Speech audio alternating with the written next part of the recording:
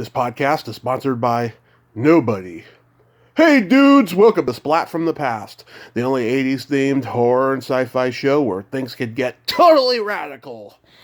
Now today, I will be welcoming Kate Stern. Kate is the daughter of legendary comedy writer, producer of television and movies, Leonard Stern.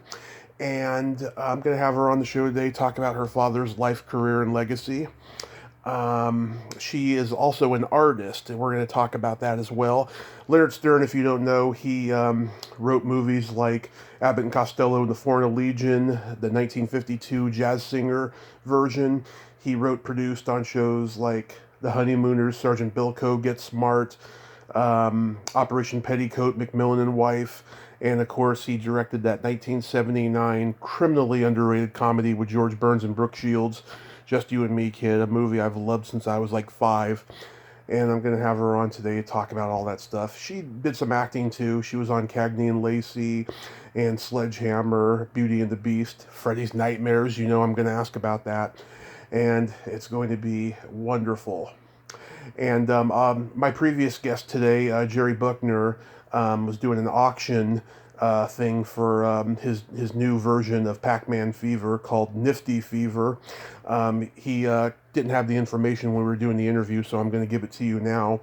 It will be available online on YouTube. The auction for it, because it's being auctioned off, is Thursday, April 22nd at 9 a.m. and it ends Thursday, April 29th at 3 p.m. Eastern. Both Eastern, so go and check it out. I personally am not that tech savvy. I don't know what this is, but it's Jerry's deal, and so I wanted to promote it for him because he was such a great guest for me today. So yeah, here is my interview with Kate Stern.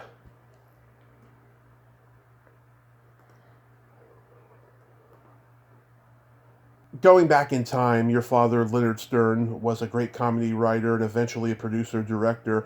Was that something he fell into, or did he always want to have a career in Hollywood? I, I don't know that he ever thought of it in terms of Hollywood, though I guess that makes sense. You know, my dad was inherently funny, but not in a joke-telling kind of a way. It's just his very brilliant mind, and he thinks funny. Right. Which I think in my family that gene made its way through happily. But when he was 16 years old, he was writing jokes for Milton Berle, and Milton Berle would pay him a nickel a joke. And my dad would tell this story that he'd write all these jokes, and then he'd go, I don't know how he first ended up in that position, and at 16 years old, I'm sure Milton had a lot of writing. Right. And Dad probably, sure, being the youngest. And somehow they met, whatever it was, and Dad would go with a list of material and tell him the joke. And I remember Dad telling me this story that Milton said to him, I guess he called him Lenny, and he said, Lenny, you're the oldest comic in the business. And he was 16. He said, these jokes have been told, some of these have been told for 50 years. But to my dad, he had written them. Yeah. He wasn't stealing material. He thought the same thing that somebody else thought. And I just remember, but the ones that that did make it through, he was paid a nickel for. So I never asked him, and now I wish I did, if up to that point that was something he always wanted to do. But he started it so young, and even in college and high school, he wrote what he called the varsity shows. Right. In the Army, he wrote the entertainment shows. So I think this was just inherent in his genes. I don't know that there was anything else he ever wanted to do. Though he posed an interesting question we were sitting around, and this is a million years later, so maybe in the last 5-6 years before he passed away, which was almost 10 years ago, so he would have been already in his 80s. And at the time we were sitting, it was my boyfriend, Dad, me, and Mom. We were having dinner, and I think there was somebody else. And Dad said, if you could go back to school and study anything now, what is it you would want to do? And I thought that was a very interesting question. I said animal behaviorism. I would like to learn be an animal behaviorist if I was going to do something else. My boyfriend at the time, who was a musician and an IT guy, said archaeology. My dad said psychology. And my mom, who was an actress and a sculptor, said, oh, I would just want to be an actress. But she didn't want to switch business or mention a different interest. But I thought that was an interesting question. So,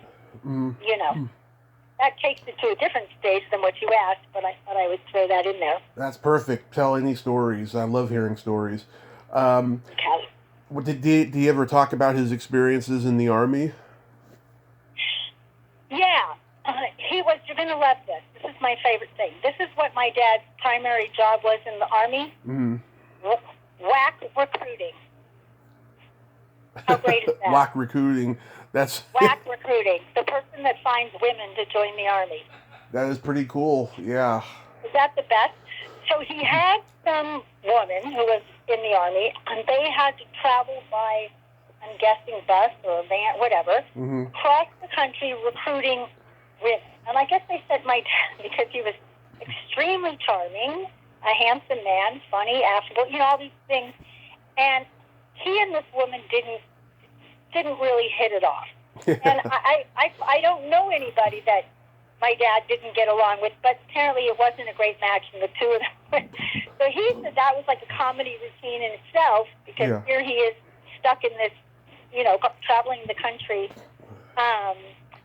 But that was, he also learned to hypnotize people.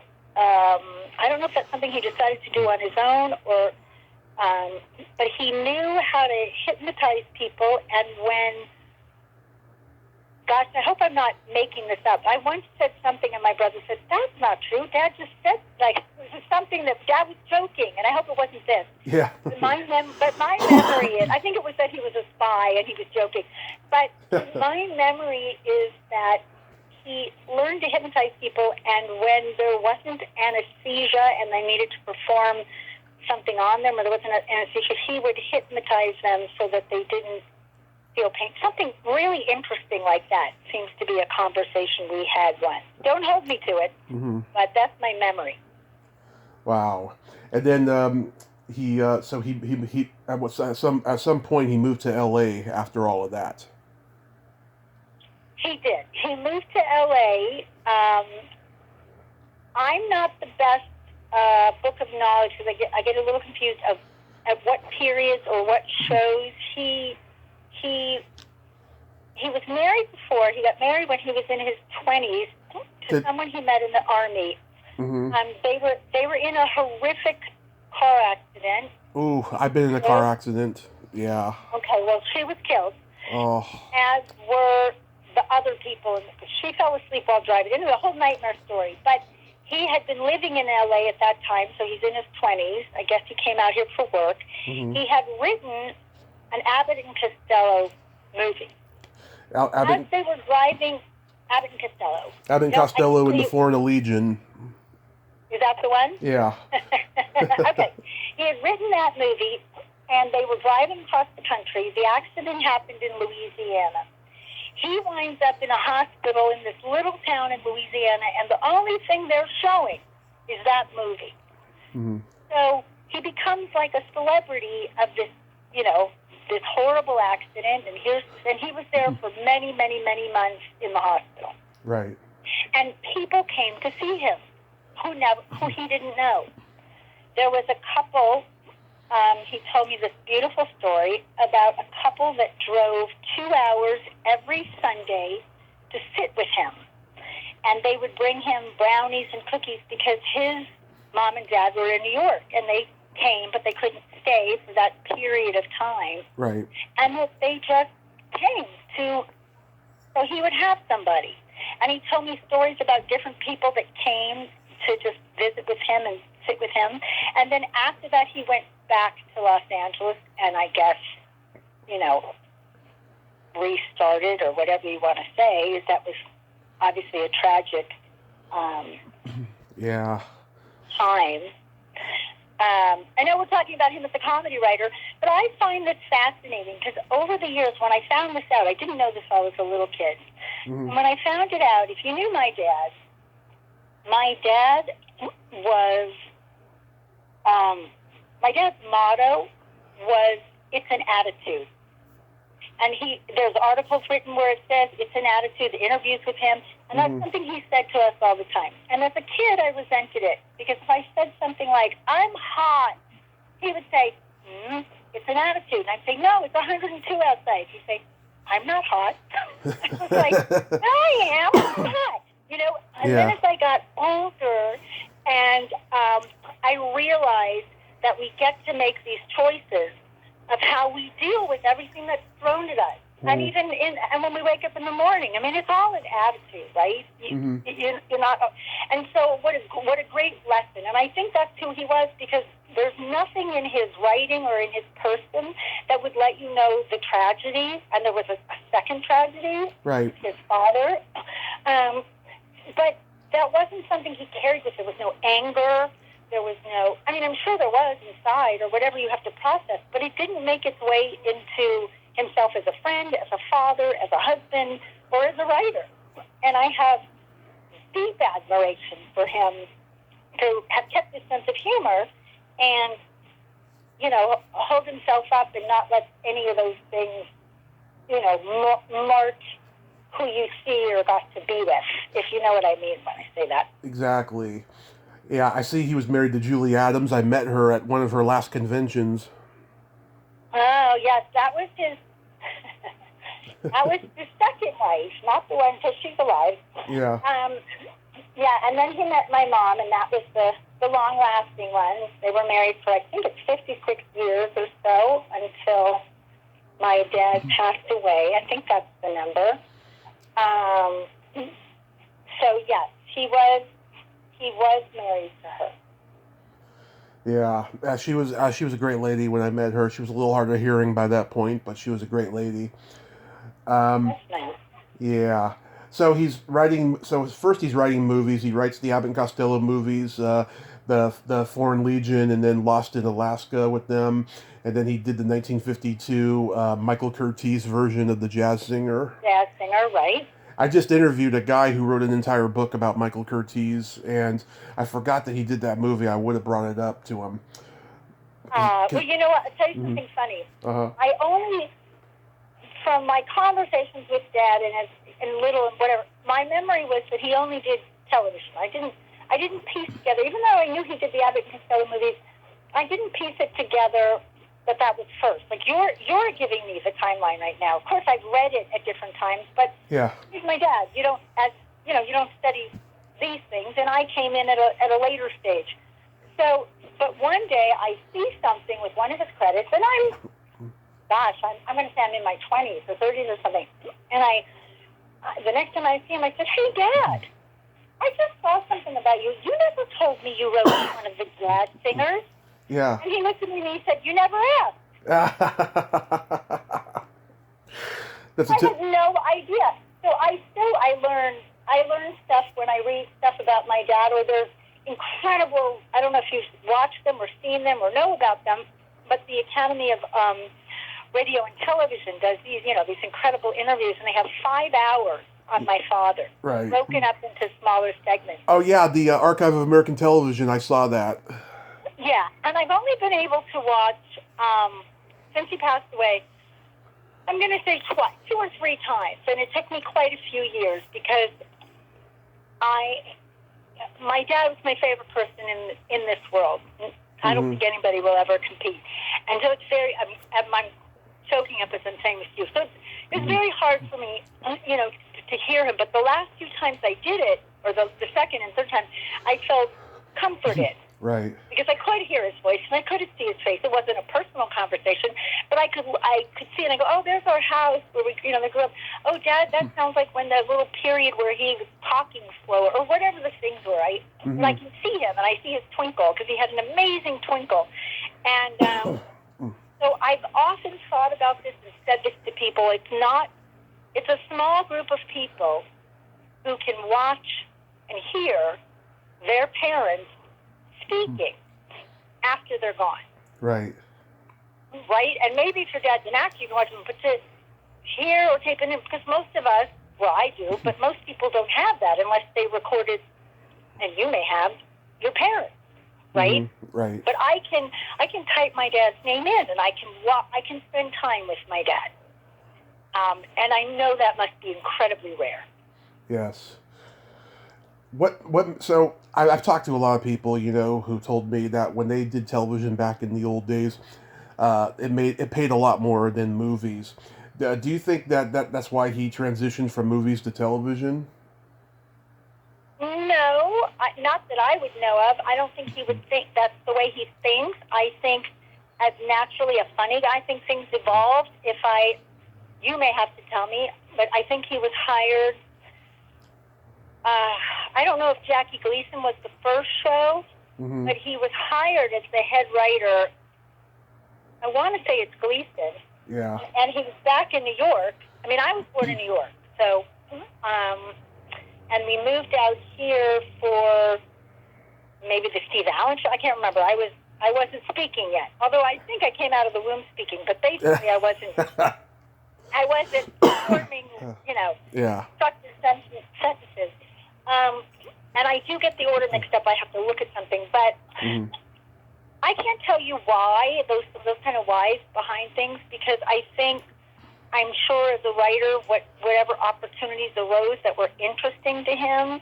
And, throughout my life, he spent the time in television. I mean, it was very, very rare if he did a movie. And when he did the movie you mentioned to me in the text, Just You and Me Kid, that was the first movie he did during my lifetime. Yeah. And it really was a sidebar because his energy, and I mean, I grew up on his TV shows. Mm-hmm. I don't mean on his TV shows, but for instance, Get Smart, which was his show when I was maybe, I have to look, I was born in 59, so whatever year that started. Mm-hmm. But in the summers, I was always over on the set. That's where we hung out. And on weekend or on Fridays, my brother and I used to love to go. So I spent an enormous amount of time on the set, particularly of that show. On other shows, you'd sit in the audience. Once they started doing live tapings, Mm-hmm. my dad would come out and would walk as the director of the show, if he was directing it, and that was when we went, he would walk the audience through it. So he would tell you what's coming up next. And he had a funny line that he said every single solitary time. Mm-hmm. And he would say it as if it was a new thing, but we all knew it was coming. And he would interestingly get this red spot in the center of his forehead right before he said the line.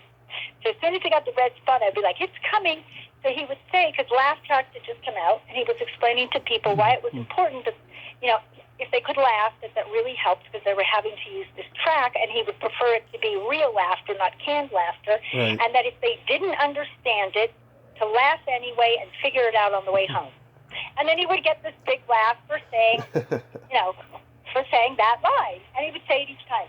So I grew up either in the audience or hanging out. Like I spent a lot of time. It was my favorite thing to do was to play with Ed Platt, who played the chief on Get Smart in the Cone of Silence. Right. So that was like, the thrill for me was that I could hang out with Ed in the Cone of Silence, and we would, do funny stuff in the Cone of Silence. So, so I always thought of my dad as primarily a television Right. person. I mean, obviously, he had a long, successful rapport with Jackie Gleason. They did a lot of projects together. Yeah. They also traveled together. Dad was not a gambler. Jackie was a gambler, and Jackie would invite Dad to go with him to Vegas or, I guess, Atlantic City, wherever they were. Yeah. And Dad would sort of go to try and bring him home in one piece and try and not lose all of his money. But so they spent, time traveling together, time obviously on the show together. Dad has great.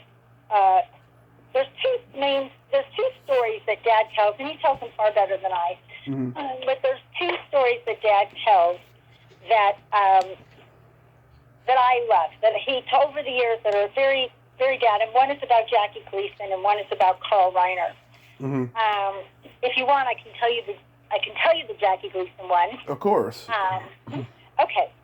So Jackie hires Dad and Sid Zelinka, who was his writing partner on that show, as, regular staff writers.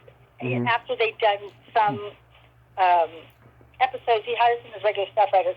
And Dad lives on, I think, Century Park, I'm sorry. I'm thinking out here now. Century City?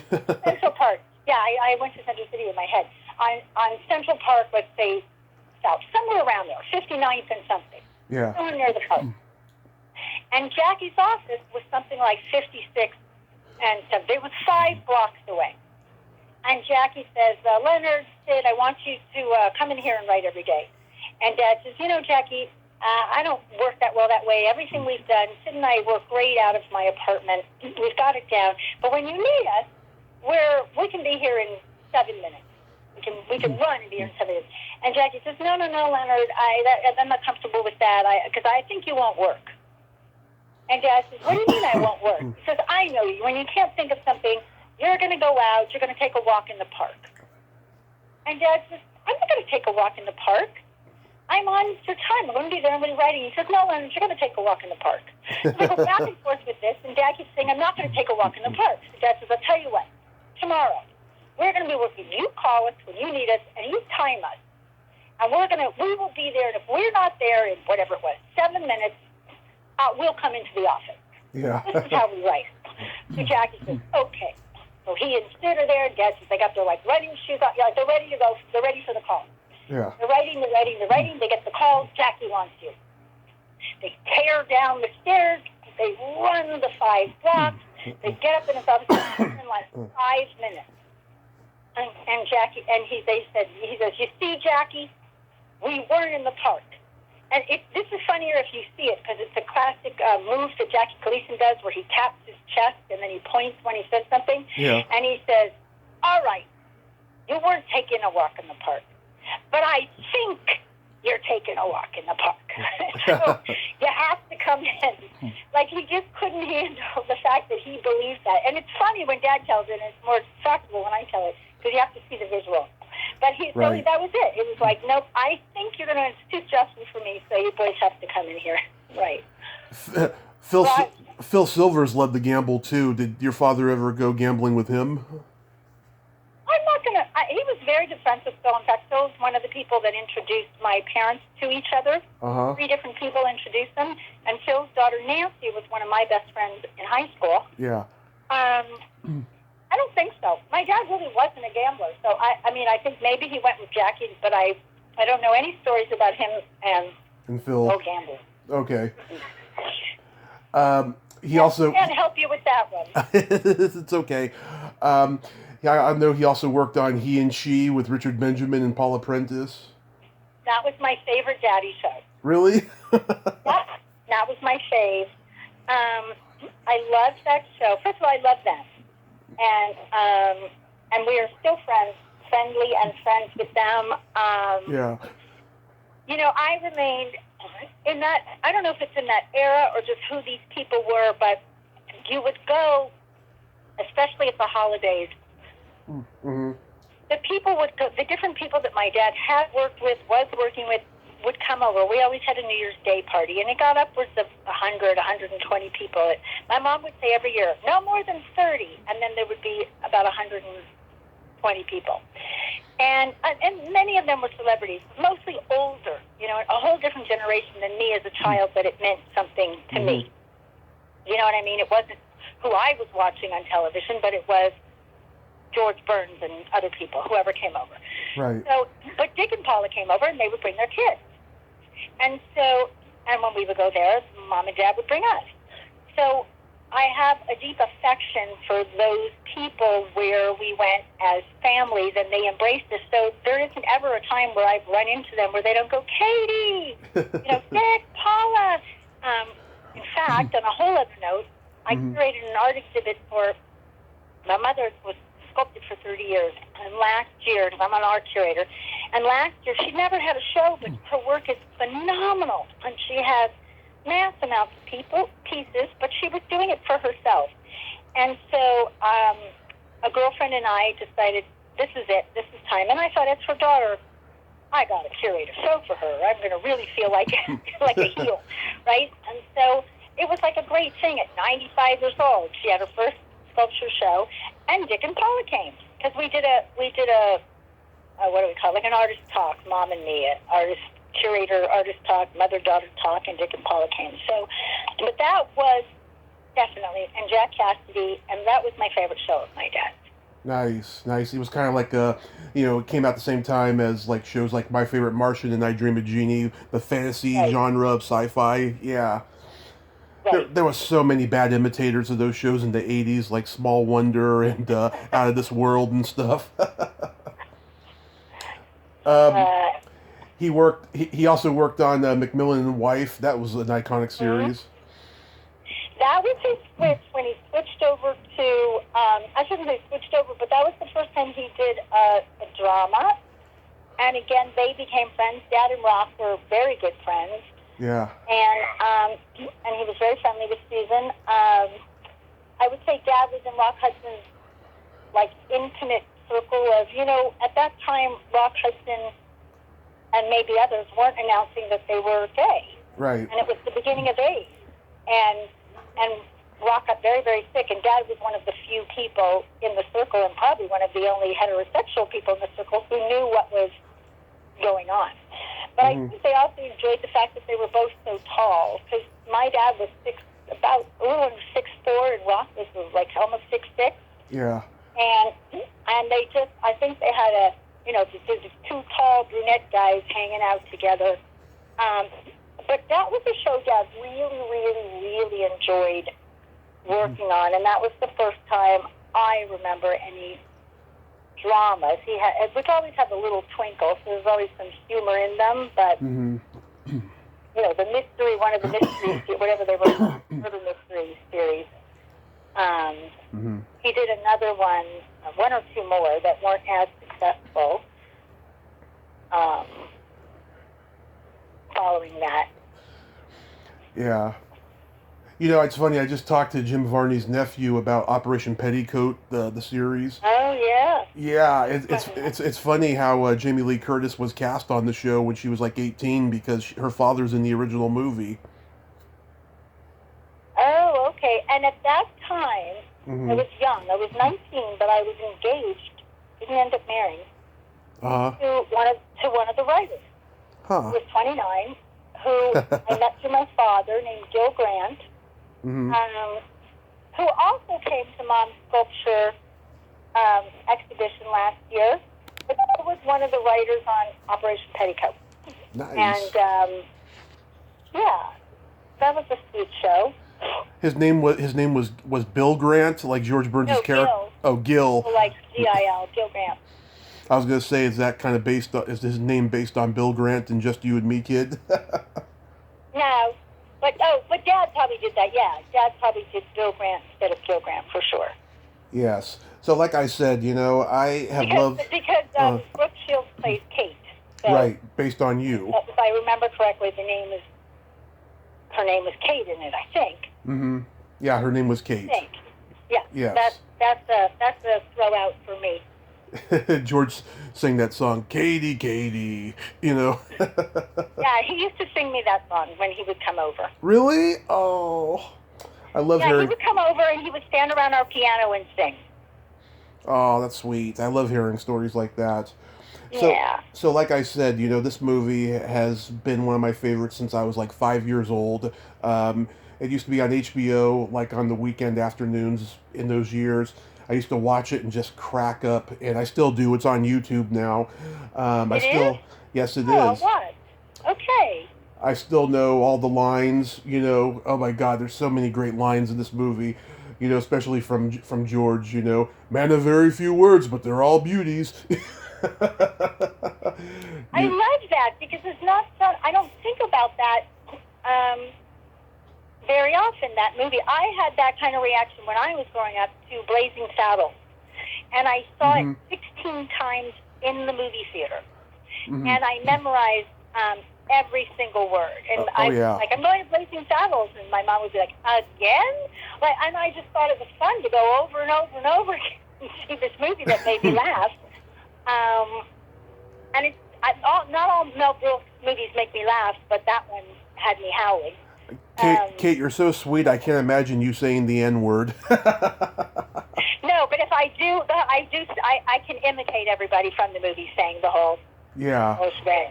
Yeah, and I always like the line, "Hey, where the white women at?" which she used to say. But now you got to be careful with what you say, given all the horrible things that are going on. So which I wanted to bring up. My favorite line that George Burns has the entire movie, "You couldn't get away with today," is when he's doing this limp wrist thing, trying to figure out how to fix her shirt, and Brooke Shields says, "My God, you're a fag," and then he says, "Come on, let's go upstairs. There's my sewing machine is up there." And then he's like, "You don't have to worry about me. Remember, I'm a fag." Yeah, you remember much more than I do. Oh yeah. You couldn't get away with that now. Yeah. He's, she says, how do you know? How do I know that you're not some kind of pervert? He says, if I was, I'd have cards printed. Oh, Daddy, that's a very funny line. Yeah, that's something your father would come up with. Yes, that's a funny line. I love that. Yeah, I love it. I love it in the moments when he's trying to be funny, and yet the joke is bombing. Brooke Shields is not laughing, but it's still funny because it's George Burns. Like he says, I once worked with a band that was so high, Gabriel played first trumpet. Right, I remember that line. Yeah. Aww. And you even got a role in it too for like a brief moment. You know what? I had studied to be an actress, and I had gone to school at California Institute of the Arts, so I ended up in the art world, but at that point I was in theater school. And I got my SAG, I was much more in love with theater than television, but I got my SAG card in that movie. And I don't remember what I said, but that was how I got my SAG card. But it was, probably one line and it was over. And, thank you, Dad, because I got my SAG card from that. Mm-hmm. But, yes, but I don't remember much. I have to go back into that part of my life because I switched gears, quite a long time ago, and I'm so much more involved in the art world that I think that framework now. But I did study to be an actor, and I did have really wonderful opportunities and get to do wonderful things for for the time that I stayed in it. Which I'm going to ask you about. But I was curious to know though, when you were on the set of Just You and Me, Kid, how was Brooke Shields? Did you talk to her? Oh no, you're going so far back that I did talk to her, but I don't remember. My scene wasn't with her, and I just, I thought she was the prettiest girl in the world, so I was probably just busy staring at her. Mm-hmm. But I can't tell you. My father liked her very much. Thought she was very, very, very sweet. Yeah. And that was the end of, that was the extent. I can't give you much more about. I know you're a big fan, but I can't give you much more about that film because I don't remember as much. Okay. Well, I'll just bring up some stuff that may refresh your memory. If not, that's okay. He's got that poker team, the No Shirt Gang, and he's got Carl Ballantyne. I've interviewed his daughter Sarah. She's wonderful. Leon Ames, Key Luke, Ray Bolger, the Scarecrow from The Wizard of Oz. I was happy he was in. Yeah. Oh, Orson Welles or No, that was Burl Ives. Burl Ives. Okay. Yes, and I know they filmed at the Magic Castle. My father loved the Magic Castle. Yes, and I also noticed your dad's business partner, Roger Price, played the mailman. Well, Roger was much more than my dad's business partner. And Roger was my dad's best friend. Mm-hmm. And he and Roger, he became his partner because they created Mad Libs together when they were sitting. Are you familiar with Mad Libs? I've heard of them, yeah. Well, as we learned, Mad Libs is on some levels more well-known than anything that my dad has ever done. And it's lasted a gazillion years, and I played them as a kid, and whoever is listening to this, depending what age they are, either their kids played Mad Libs or they played Mad Libs. But my dad and Roger created Mad Libs one day when they were sitting around and they were each writing for something. Roger was a monologist and did stand-up and one-man shows off Broadway, and Dad was working on whatever show he was working on. And one of them said to the other, I never remember which, hey, I need an adjective for, and the other one said, don't tell me. Don't tell me what you need it for. I'll just throw out a word. He said, oh, okay. And he said, bulbous. Yeah. So he said, oh, great, bulbous. And he wrote it down. And then he said, oh, that's so funny. I got to read you this back. And he read it back. And they realized what a great concept this was, just not know. One person doesn't know, and you give adjectives and nouns and verbs, and the other person has written something, and then you say it back. And it was very, very funny. And the two of them started writing them like crazy, and they would bring them to parties, and this is in New York, and tell them and do them. And anyway, they printed them up, and they had to print something like 1,000 to get it done, and now they had like 1,000 copies in their apartment, and they went door to door handing them out, and they ended up getting a deal with, I think back then may have been Simon & Schuster, and then ultimately started Price Stern Sloan, of which they did comedy, funny, joke books and children's books and Mad Libs. But Mad Libs, when my dad was still alive, had its 50th anniversary, and we were told behind the dictionary and the Bible, it's the highest-selling book. I didn't know it's a game. So it became phenomenally successful, but Roger was his very best friend, was my brother's godfather, and a total, I call him a nutsicle. He was so wacky, which I loved. And I call him Uncle Roggy. Yeah.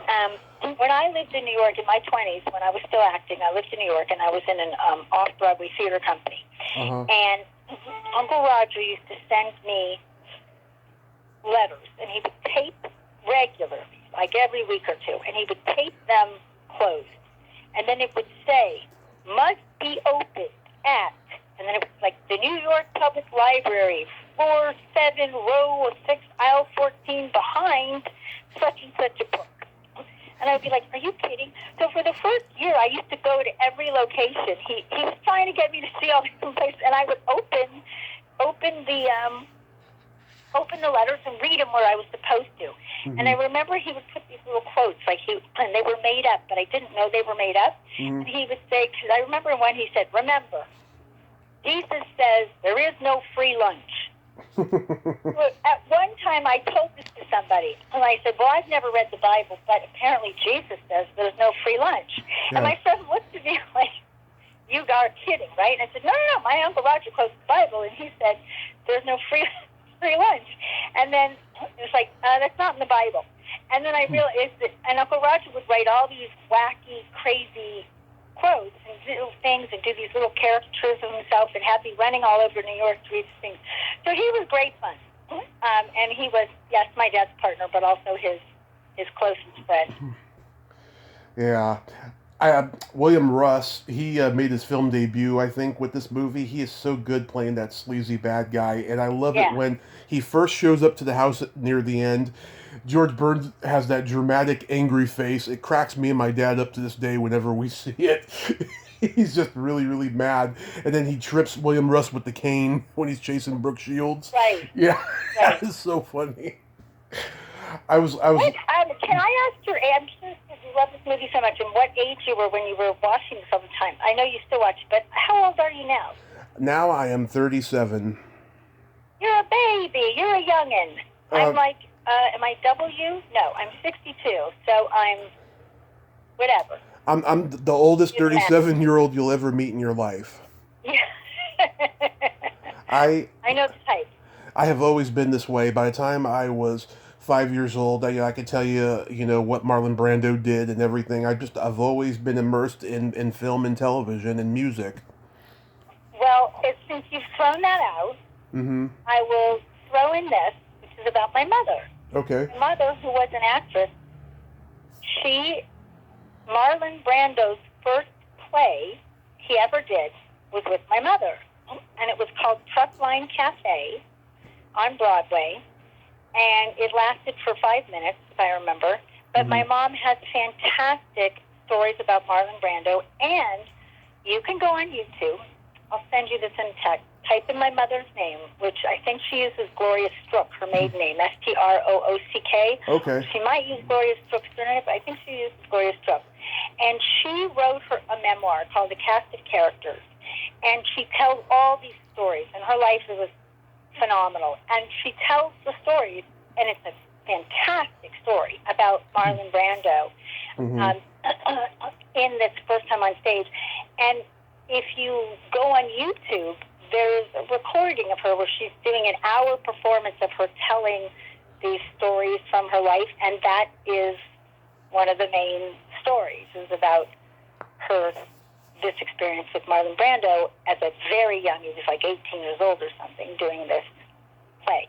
Right. So you can go, since you're a fan, you can go and watch that, and then you'll get to see my mom, too. Absolutely, I would love to. Yeah, that would be great. So, one last anecdote about Just You and Me, Kid, and then I'll move on. I was curious. Did your father know Lee J. Cobb, because his daughter Julie is in the movie? I don't know. I never asked. Not that I am aware of, but believe me, there's a million people my dad knows that I'm not aware of. He wasn't not in a personal friend kind of, like it wasn't somebody that I ever met. Mm-hmm. So, because I don't know. Yeah, because I reached out to her a few months ago, and she was going to do it at first, but then when she saw how thorough I was in my research and how I like to go through all the highlights of her career, she's like, can we wait maybe later in the year? The pandemic and politics have just been consuming my mind. I just don't want to go back at the moment, but I appreciate you and what you do, and I thought that was very nice of her. Yeah. If you like interviewing, because it sounds like you do, people whose work you like, children, right? Right. We have some things in common. Her name is Laura Corman, and she's Harvey Corman's daughter. I just interviewed Chris yesterday. Laura? Yeah, I interviewed Chris Corman. Yeah, Chris.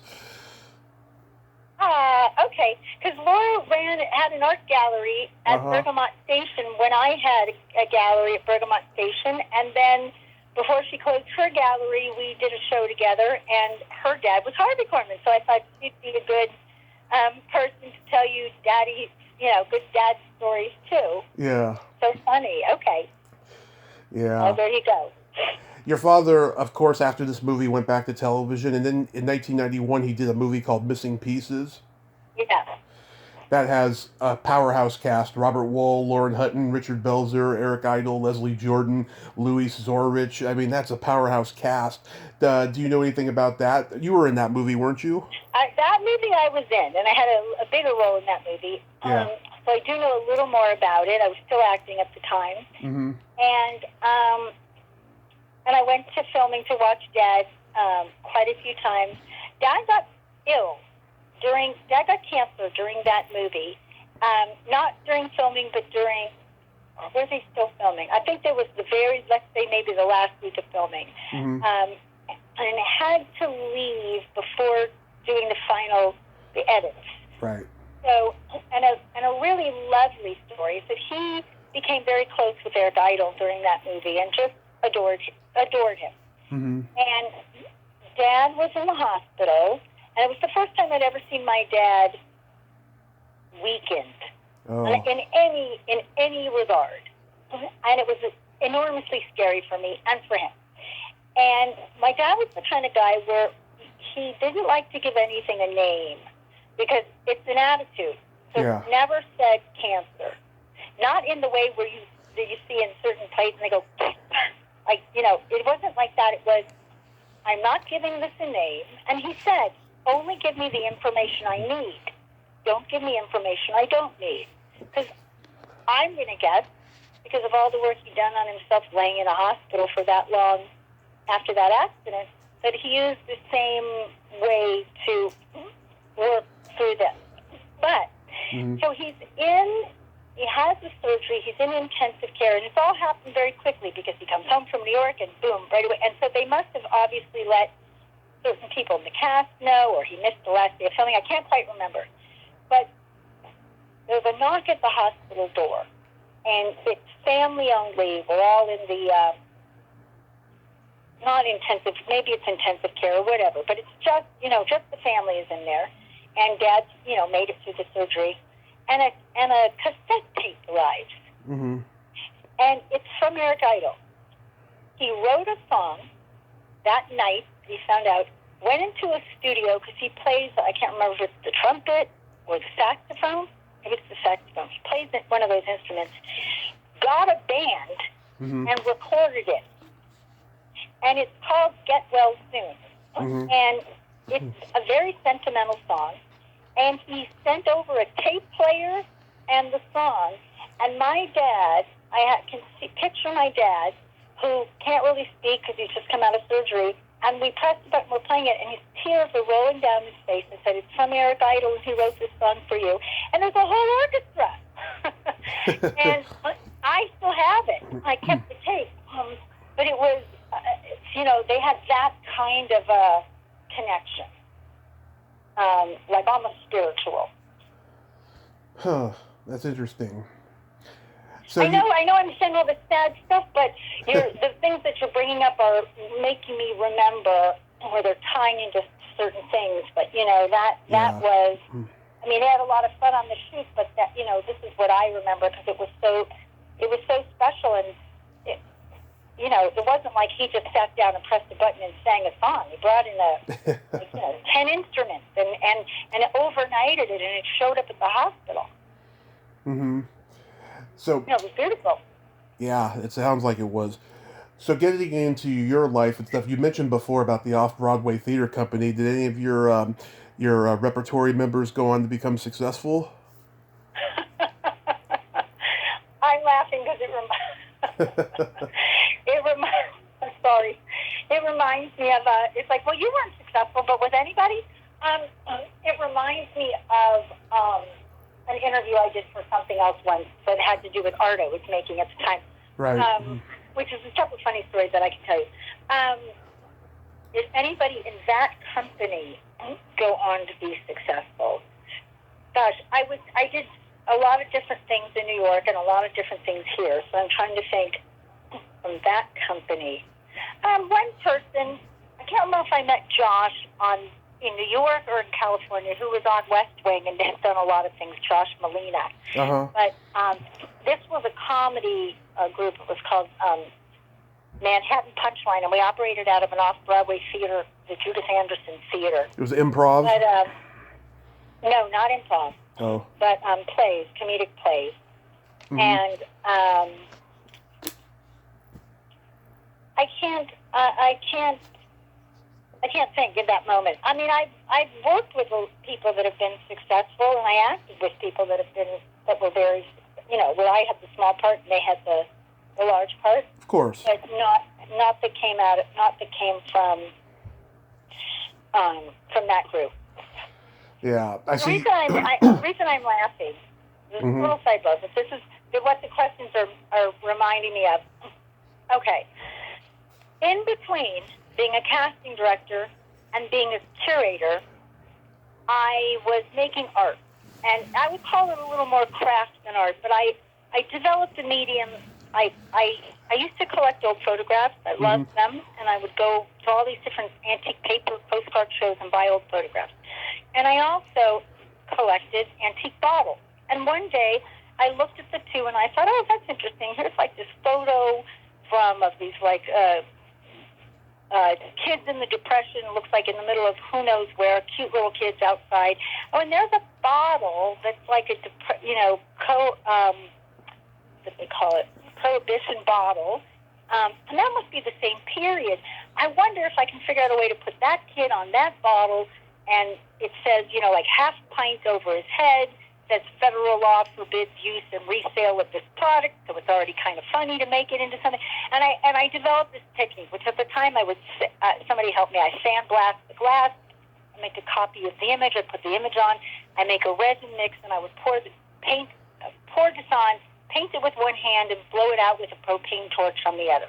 Mm-hmm. And I started doing these beautiful family histories starting as presents within my own family on glass and on tiles and decanters. And then I ended up getting hired by all kinds of people to do them. And suddenly studios were hiring me, and I was making, I made a lot of the Emmy gifts for Fox, and I made a Golden Globe gift from Paramount for Michael Douglas for a Lifetime Achievement Award, and I started making all these different things. So I'm doing this series, doing a lot of different things that Fox is having, and suddenly, some way, I'm starting to do a bunch for celebrities, but usually it was their kids that hired me to do it as a present for them. Mm-hmm. So, cut to an old friend from Cal Arts who had been in the art school, falls in love with my things. I make some of his mother. He went under the name, he had a pseudonym, Ted Casablanca. And on the E Entertainment, he had a gossip column. But his real name wasn't Ted Casablanca. His real name was, well, I won't say in case nobody ever knew, but was the guy I know from Cal Arts. And so he says to me, I've never done this before, but I want to write just a little thing about you because I love these pieces that you did, and I'm gonna do a little promo and tell me the most recent celebrities you did them for. So at that time, Jack Nicholson's daughter had hired me, and I made a whole slew of photos of Jack as a child and her son, where they looked exactly alike, and a whole series of works for them. And Brad Pitt and Jennifer Aniston had gotten married, and their manager hired me, and I made their wedding present from their manager, and I had done these various things. Okay, so my friend, Ted Casablanca, says, tomorrow I'm putting this thing out. Hopefully you'll get some work. Right. I go to bed. I wake up. I open my email, and I have 311 emails. It had come out 2 o'clock in the morning. Always 311 people wanting to order from me. And each one is handmade, plastic material, on antique glass I got to find buried somewhere, right? So right. I'm like, I can't, oh my God. And then I get a phone call that would I be interviewed for some radio station out of Chicago, live the next day. I said, oh my God, okay. So I get the interviewer, and he says, okay. So he calls, this Kate Stern, artist to the stars. So I'm already laughing. Yeah. And then he said, so I understand you made Brad Pitt and Jennifer Aniston's wedding present. So did they love it? What did they say? And I said, oh, well, I hope they loved it. I hope so. It's a photo of them. I don't know. I didn't meet them. Oh, you didn't meet them. No. I was hired by their manager. Oh, okay. So you don't know what they thought. I said, well, I'm going to hope they loved it. Oh, okay. Well, we understand you made Jack Nicholson's, someone said, what was Jack like? Yeah. No, his daughter. And by the time they were like, okay, well, thank you for being our guest. And I hung up, and I felt like 2 inches tall. I was like, I still made everything. I just didn't, the celebrities didn't hire me. They got in this gift. So I'm laughing because, like, was anybody famous? And I'm thinking, oh, my God, I'm not going to say, no, you say, or I don't remember that as much about that movie. So I'm hoping you're going to ask me a question where I can go, oh, pop, and have all the answers that you understand? Yeah. So I told you a little bit more about a little sidebar about me within that. So I'm like just thinking like, oh no, am I having a repeat of that? I saw. I'm sure there were famous. I'm sure some famous people came out. I was an actor. Right. Who didn't like hanging out with actors. Oh, I don't blame you. And then I became a casting director who wasn't interested in actors unless I thought they were enormously talented. But one of my least favorite things to do in the world is to listen to actors talking about the work that they've done. Right. So I love to watch the work that they do. Yes. That's a whole other story, but I hate to hear them talk about it. I feel sad for some reason. It makes me sad. And so I never wanted to be one of those actors. So you hit me on I'm like, I'm not going to have... Like, I so much more identify with the art, what I've done in the art world is where I'm at this point. Okay, we're almost there. In case you want to ask me anything. I'm going to ask about your art. Don't worry. I'm just wrapping this up here. I noticed on Facebook that you're friends with Alan Spencer. I see you did some Sledgehammer episodes. Oh my God, he is the funniest man alive. He's a wackadoodle. Yeah. Alan adored my dad. I Yes. mean, if you could call him like Dad's favorite fan, but friend. He was a friend. Right. Dad's favorite, the person who adored Dad, next level down from me. You know what I mean? Like, right. I'm, the definition of daddy's girl is me. Because I love my dad. Like, I could talk about my dad for 29 hours, and maybe pee and take a nap. But I could go on and on about my dad. Just about how much I love my dad is what I mean, and the emotional connection and all these different things. Alan adored my father. Right. And I haven't seen Alan in a million years, except for that we ran into each other at a bank about 2 years ago, and that was it. Otherwise, I hadn't seen him since maybe the Sledgehammer days.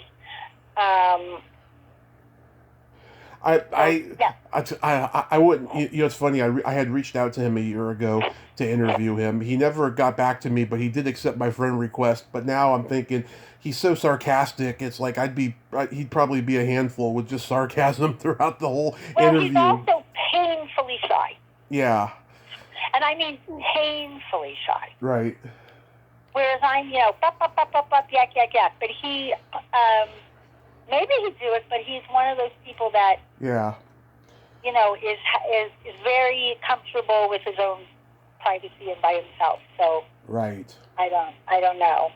You're my second guest from that episode of Freddy's Nightmares that you did. Oh my God! You are just bringing out all the oldies. Leslie Dean has been on. She was one of my worst guests, and I don't want to get negative, but she was. Did you say worst or first?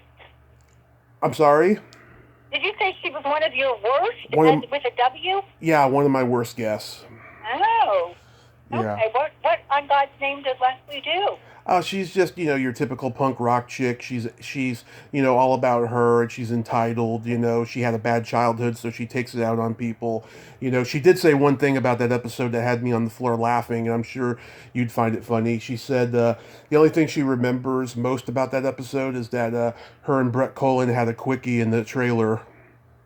Oh, I was going to say that's so funny that you say that because it's the only thing I remember. Yeah. So I got to make out with this guy in the trailer. Yeah. We had to practice. We were like, okay, well now we got to kiss. So, and I was never the person that got to kiss anybody in TV. And I was like, well, do we rehearse this? Do we do this? And there was two actors. I don't remember the guy's name, but he was gorgeous, and I got to make out with him in the trailer, and we just carried it on. Like we probably needed to make out for 30 seconds, but instead we made out for 30 minutes. And and then I thought, wow, that was just so much fun. So it's funny that you said that. So I guess we were all doing stuff in the trailers on that show. Yeah, that is so awesome. I love it. They took it They went a little further than me. I just made out, but it was so exciting for me. Yeah. Of course. I mean, being a young actor at that point, and you're like, wow, I can mix business and pleasure, but I gotta be careful. I get to make out. They're paying me for it, and I'll never see this person again. But things like that. And again, I never usually play those roles, but right. In theater or whatever. But it's so weird because you don't know a person, right? And suddenly it's like, the scene says they make out or whatever, they kiss, hold for 30 seconds, and you're like, gee, I don't even know you. Hi, I'm Kate. I'm so-and-so. So I was glad that I think the guy said, should we, you want to kiss for a while so we can, so we look like we know each other? And I'm like, oh, okay. Sure. Why not? Yeah.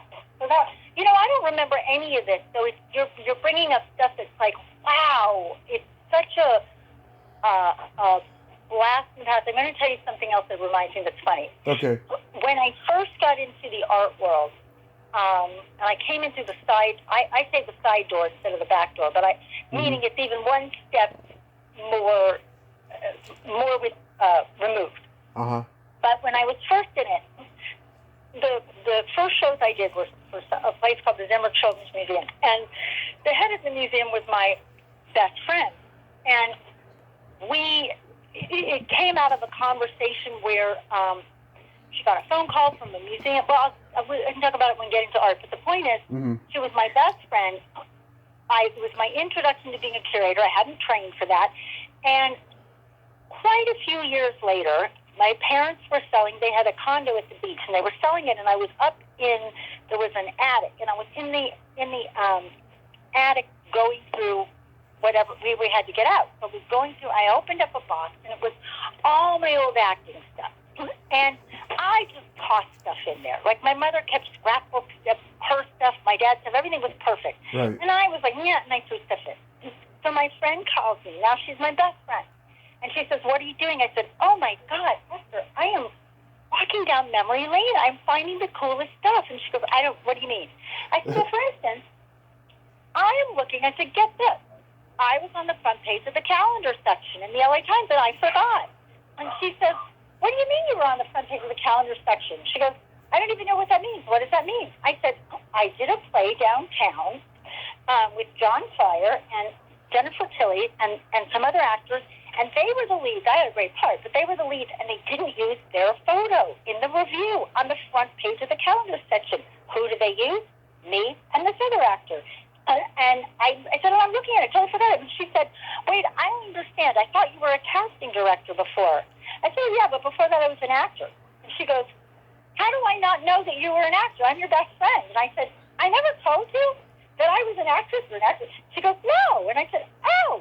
Well, yeah, and I was on the front page of the calendar. It's like I did that. I finished it. I put it away. I stuck everything in a drawer. Mm-hmm. But I did have some really fantastic. Like I traveled Europe for 5 months in a show when I was 23 years old, right. And had amazing stuff. And then performed in New York at the show. It was amazing. But I put those things aside. It's like and so I just thought like, oh my God, I never told my best friend, but I find.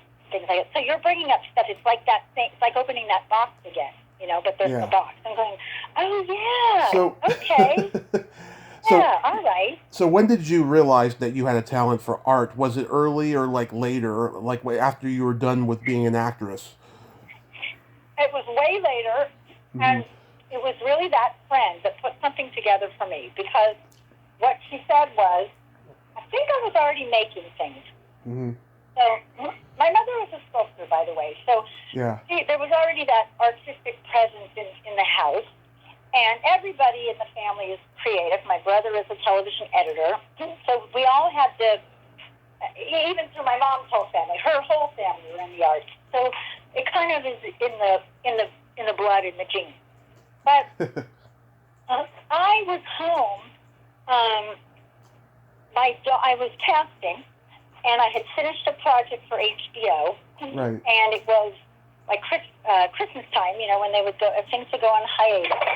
And I was at my condo, and my dog at the time, my collie, who was maybe 16 at the time, was really not doing well. And I was afraid that if I left the house, he could die while I was out. And so I basically stayed home with him for like 3 months, because my dogs have always been my everything. Right. Really just my great love. I volunteer with dog rescue. I love dogs more than I love anything. And I asked a friend if she would teach me how to decoupage, which I don't know if you know what that is. I have no idea. Okay, so in decoupage, you take something like, I'm looking right now at something I made 30 years ago. It was a Kleenex box. So I bought the wooden Kleenex box, and as I mentioned earlier, I used to go to these antique paper and postcard shows, and I bought lots of beautiful imagery besides collecting old photographs and different things that I bought over the years. And then basically the technique is that you cut and paste things on, and you can do collage or whatever. And I went crazy and started covering furniture all over my house. And by the time, and I mean like all over. So I used to collect interesting things, like I collect little children's kids' chairs because I thought they were adorable, and I had them all around a coffee table. Well, so I decided my mother loved always loved Shirley Temple, and I thought as a present I'm going to make this series of Shirley Temple chairs. And I'm going to make them from when Shirley Temple was teeny, and put images of her, because I had these paper doll cutouts of Shirley Temple, and make it up to this big, huge, kind of honking chocolate brown chair when she becomes older and matronly and she's Shirley Temple Black. And I thought it was a funny sequence. So you see her, the little ringlet thing to progressing, and the chairs get bigger. Mm-hmm. And I started making all these different things. Well, somebody comes over, they see it, they tell their friend. Their friend owns the Z Gallery, which is a chain of stores. Suddenly the lady from the Z Gallery is showing up at my apartment, and she orders 525 pieces. And I don't know anything. I've just made stuff and wants the prices. I want 150 of that mirror. And suddenly I'm in the art business, of which I made things for, let's say, the 5 years, which then graduated to those bottles and things I was talking about, and moved from there into curating when I was having this conversation with that friend at the Children's Museum, and we were trying to find ways. She was being really helpful. Sorry, I'm chewing. It's okay. She said, how can we find a way for you to have a more steady income so you're not always stressed? Right. Because you have these periods where you get all this work and you do all these art pieces for people, but it's making you sick because it was very toxic. And that's kind of slowing down. But how can you take... So we sat down one day and she took out a piece of paper and she said, let's talk what you're good at. And I was at her office at the museum. Mm-hmm. She said, you're a great networker. Like, if I need to know something, you know the person, boom, then you've got a passion for that. So you're great. She said, you have a great artistic eye, and you're this, and the other thing. And as we're talking, her phone rings. Mm-hmm. And it's a museum in Israel. And I can hear them coming over the phone. Hello, this is from the Haifa Museum at Israel Children's Museum. We have an exhibition we did called Show and Tell. This is what it was. Celebrities and artists turned telephones into works of art. And we ran somebody's children's museum, and we want to tour it, and we'd like to bring it to Los Angeles. Would you like it at the Children's Museum there? And Esther says, that's not what we do. We're an interactive museum. Kids learn things. We don't have touring shows. We have things we've purchased or been built. And I'm in the background waving my hands going, don't say no. Don't say no. Yeah. Right? Because she at that time had been given the highest grant in the state of California for an arts program for children, for a program she had developed with an artist. And the grant had run out. And she was trying to figure out how she was going to still fund this program. Mm-hmm. And so I'm like, don't say no. So she says, may I call you back? She hangs up and she goes, what? I said, Esther, don't say no. Say yes. Do your own version here. Use it as a fundraiser and raise the money. Follow what they're saying. They had celebrities. They had this. They had that. They had art. And use it and raise the money. And she says, I don't have time for this. And I said, I do. And literally, that was how I became a curator. And in my very first shows, and in the last show I did there, only art people, this will mean something to people who appreciate art. Like Robert Rauschenberg, before he died, was in the last show, was in it. David Hockney, so from very, very, very famous artists to people you'd never heard of, to fit the program that the museum was doing, we included social activists because that fit what the grant that she had begun with, working with people to foster critical thinking and make a difference in social activism and different things. And suddenly this world was opened up to me. And I made a list. And I said, here's the people that I want, or the kind of people. Like, I want somebody who's won the Nobel Peace Prize. Oh, and I want a soldier who's in Iraq, because this was in 2000 and, I can't remember, early 2001 or something. Yeah. Oh, and I want this. Oh, and I'd love to have Maya Angelou. Oh, and I made a list of who I wanted. And I got every single, I wrote them, recreating, I got every single, I don't think I got a no.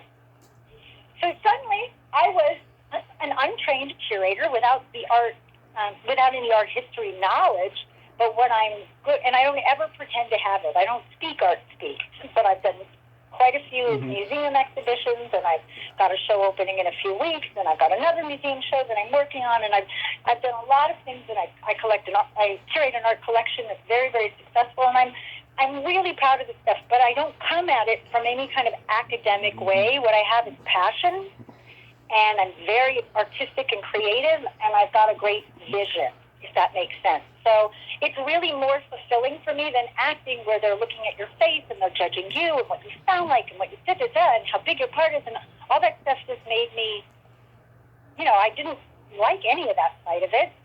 And casting I didn't turn out to like, and this was the right fit for me. Mm-hmm. So it's where I can use all of those skills in a different way. Right. But what's your specialty? I mean, paintings, pottery, sculpting, any of that? I would say,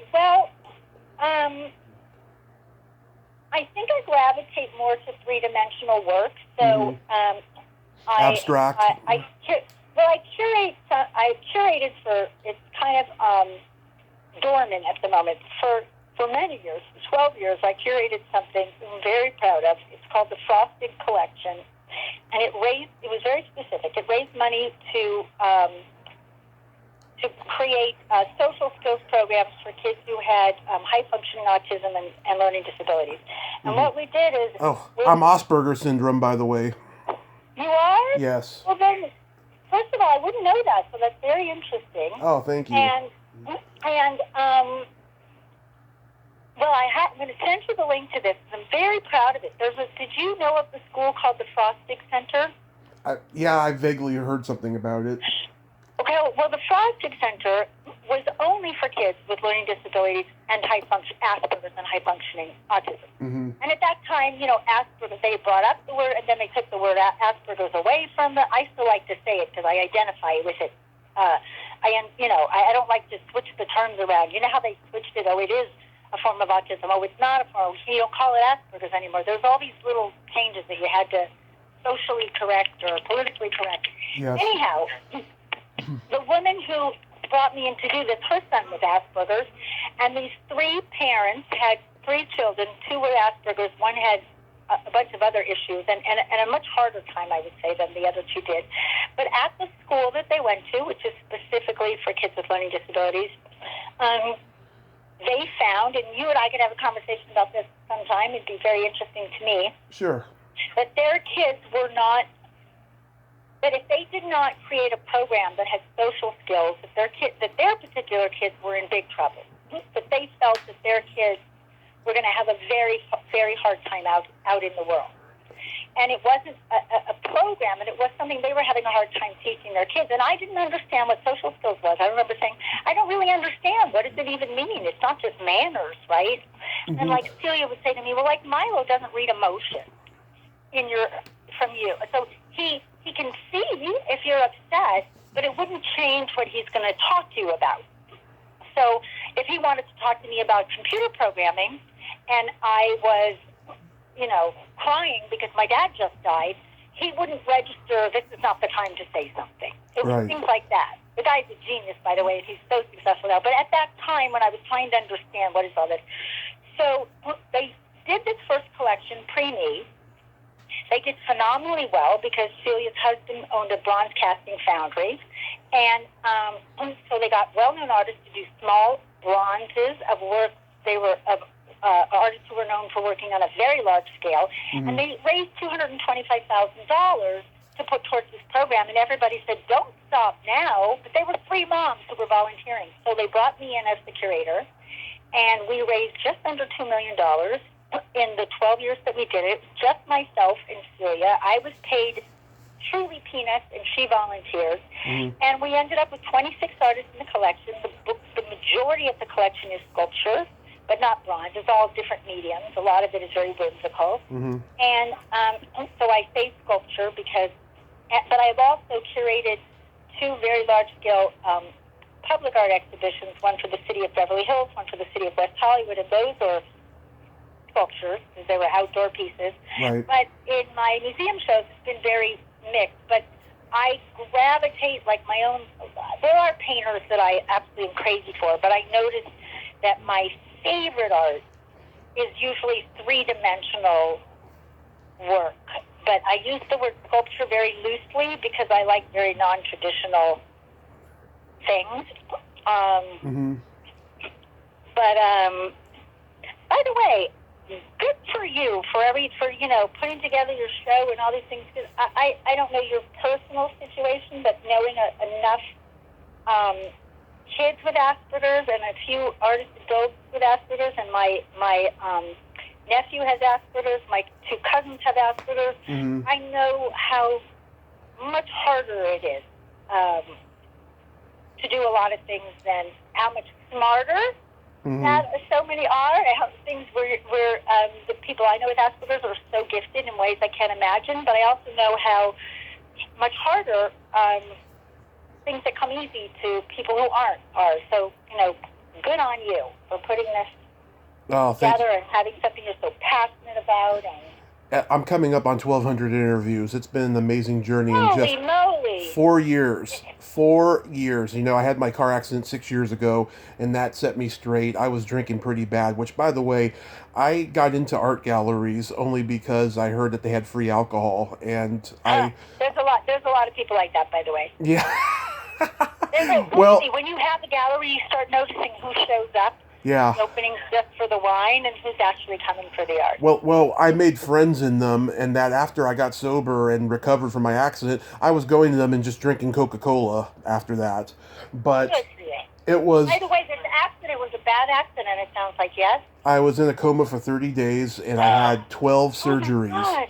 Like, I was dead. God. I was dead, and I came back. Yeah. Oh, my God. How old were you at the time? I was 31 and a half. Wow. You're like the miracle boy. I am, there's a mixed response when I tell people the story. Some people think I'm brave and courageous. Other people are just uncomfortable because they're soulless twats who don't believe in spirituality or nothing. But the people who do believe in spirituality and appreciate me, those are the people that I cherish the most. Of course. Well, no, you sound like the miracle boy to me.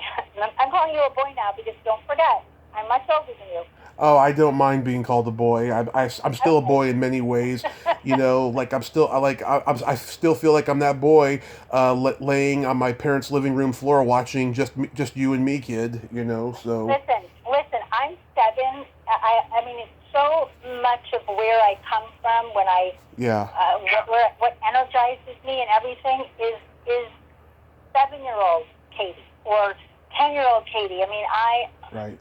I know my age, and I see my aging in the mirror, and you hear people say this all the time, I don't really feel something, but it's not even just that. Yeah. I never lost my childlike manner. That's I never good. lost, and I don't want to ever lose it.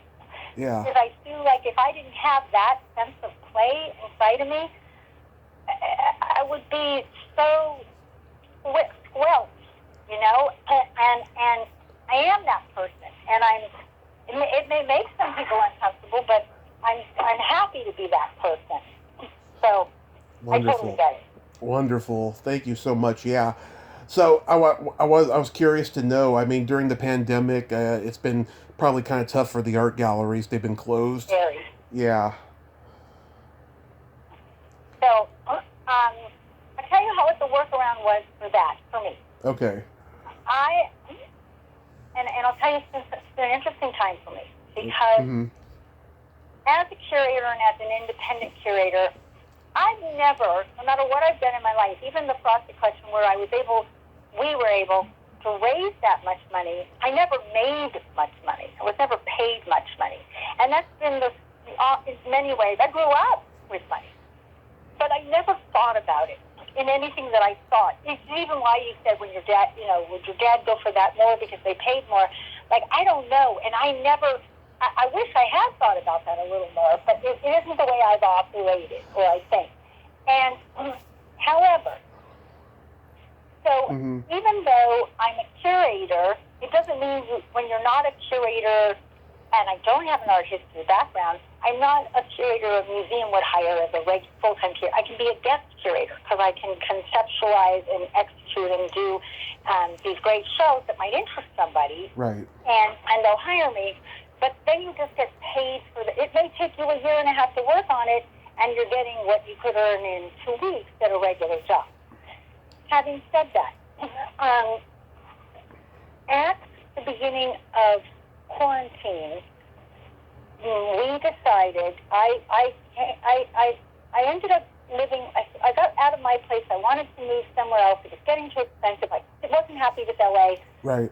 And my mom said, come stay with me for a few months. And I said, I'm going to put my stuff in storage because I don't know where I want to go, what I want to do yet. Uh-huh. And but I've always wanted to be out in nature. I'm much more, I'm a city personality who doesn't love the city.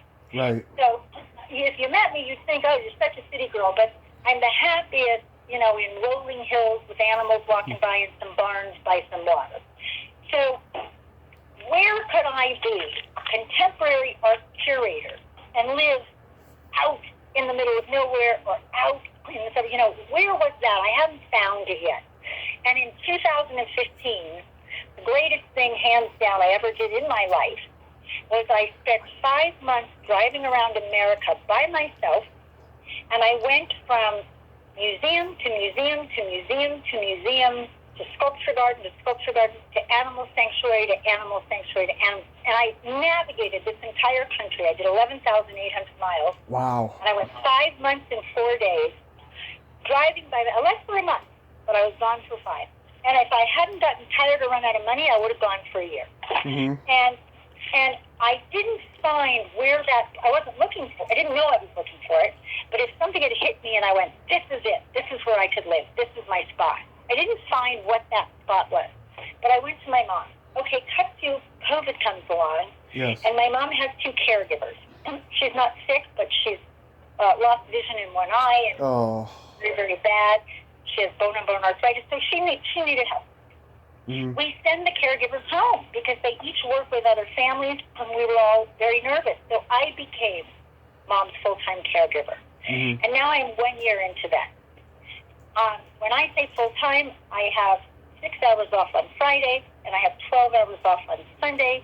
That came after quite a few months. And otherwise, I am here 24/7.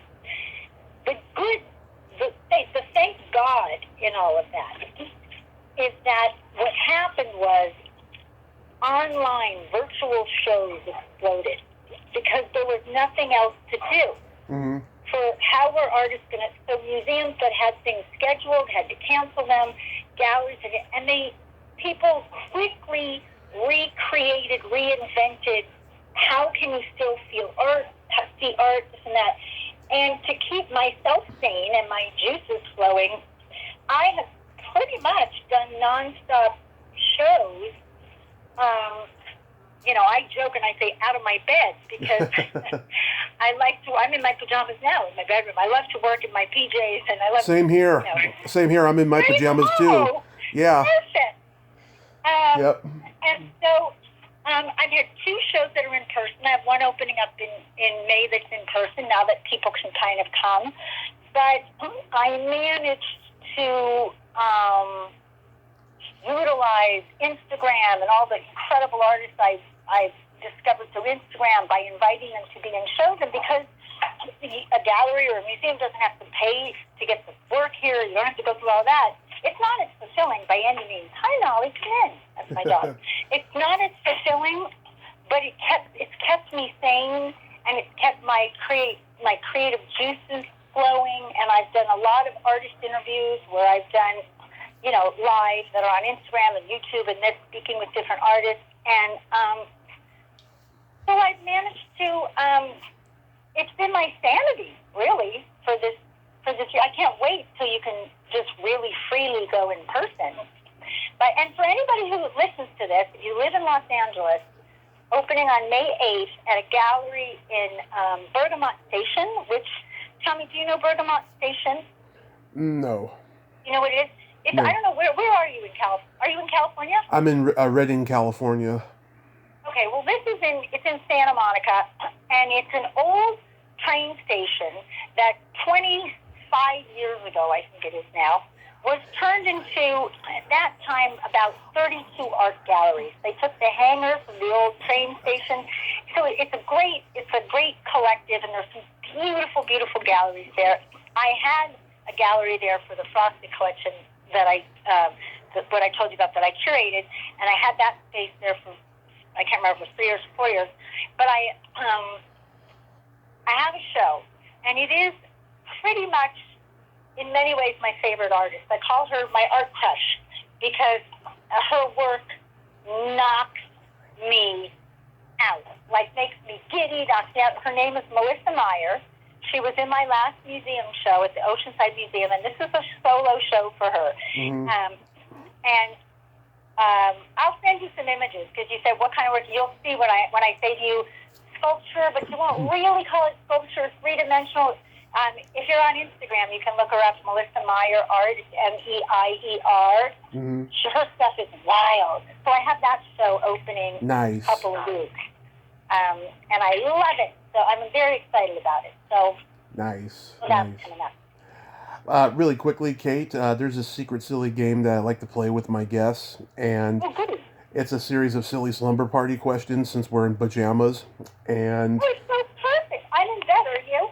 yeah, I'm in bed, yes. And how this works is I ask you the question, you answer it, and then you ask me that exact same question, and I answer it, and you can comment on answers. It's not win or lose, it's just pure fun. This means you already know your answers ahead of time. Oh, so does the people who frequently listen, but I like to hear, the guests, answers. Okay, I'm ready. Hold on. I'm going to plump up my pillows so I'm super comfy. Okay, I'm ready. Okay, Kate, are you ticklish? Very. Tommy, are you ticklish? Yes, very ticklish. I've been known to hit people in the groin. Oh, I won't tickle you if we ever meet.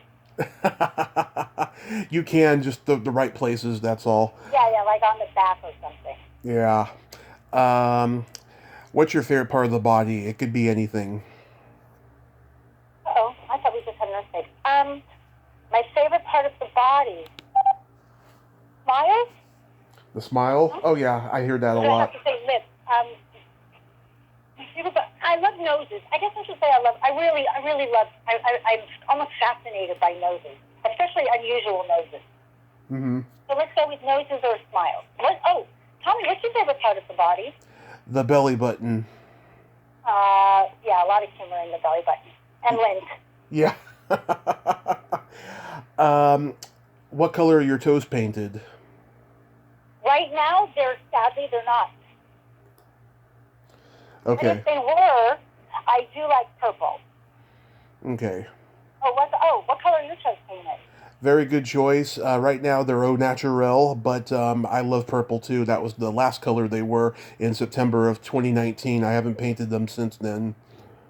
I wonder if we use the same purple. I have to look up my color because I've experimented with many purples, and I think it's the best purple. It was I'll send you an image of it. Okay. It was purple with sparkles too. I'm not interested in the check out. What would you say is your best personality trait? My sense of humor. I agree. Or my warmth. But thank you for this. Yes. Oh, sorry, I keep forgetting to ask. Hey, Tommy. Uh-huh. What would you say is your best personality trait? My sense of empathy and that I have no filter. Oh, I love that answer. Yes. And then my favorite question is there a stinky smell that just makes you gag? Oh, yeah. There's a lot of them. Your pee? No, my pee's not bad. Unless I just started. No, Okay. Uncooked fish. Oh, yeah. That's bad. Get it out. Or even cooked fish sometimes because it permeates the whole house. Can't handle it. I like fish, by the way, but just not the smell. Okay, Tommy, is there any particular smell that just makes you gag that you can't handle? Either farts or dirty feet. Yeah, everybody's going to say farts, but I didn't even think of it. I feel like, am I allowed to originate some questions? Go ahead. Does anybody ever do that with you? Because you did know the answers for yours, so I think I'm going to throw some out at you, okay? Oh, yeah. Ask me anything.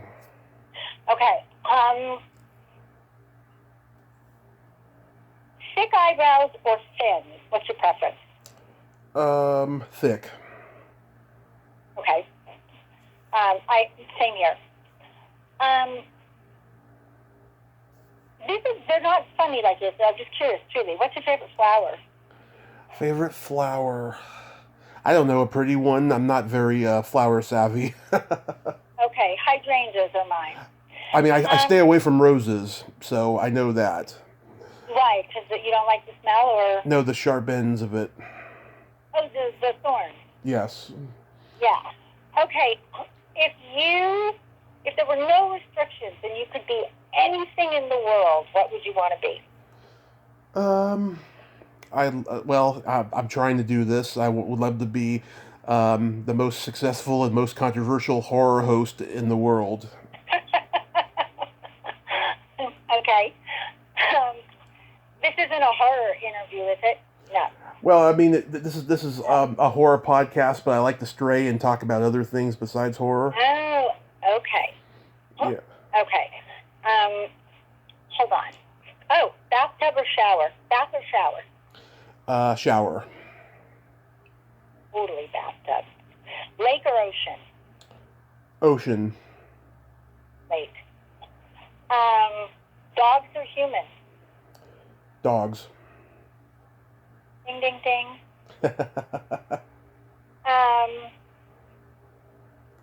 First time you kissed, how old were you first time you kissed somebody? I believe I was 12. It was a girl that my dad was friends with her mother going back to childhood. And we did something else, but I don't think you want to hear it. Of course I do. Hey, I was married at 5, but that's a whole other story.